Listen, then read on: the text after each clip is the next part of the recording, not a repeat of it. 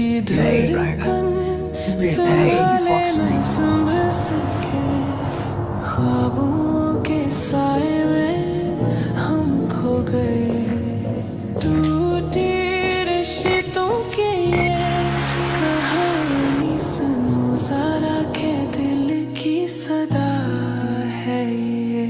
ज़ारा की जिंदगी एक नाजुक मोड़ पर पहुंच चुकी थी। पिछले दिनों वालिदैन की ख्वाहिश और रिश्ता देखने की तैयारी ने इसे अंदर से तोड़ सा दिया था।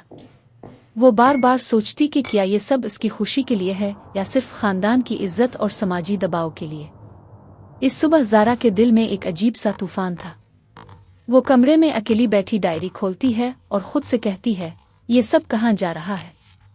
क्या मैं अपनी मर्जी के बगैर एक ऐसे फैसले की तरफ बढ़ रही हूँ जो सारी जिंदगी मुझे बेसुकून रखेगा?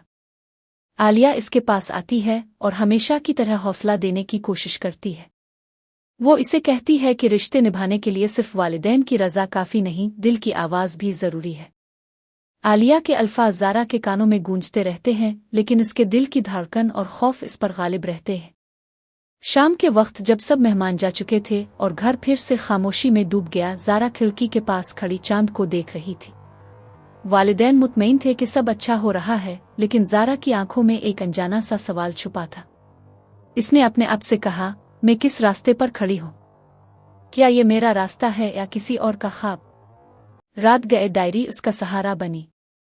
इसने लिखा, मेरी जिंदगी दूसरों के फैसलों की कैदी नहीं हो सकती, मगर हिम्मत कहाँ से लाऊं कि अपनी बात सबके सामने रख सकूं। मैं अपने वालिदैन को तोड़ नहीं सकती, लेकिन खुद को भी तोड़ने की हिम्मत नहीं है। ये अल्फाज लिखते हुए इसकी आंखों से आंसू टपकने लगे।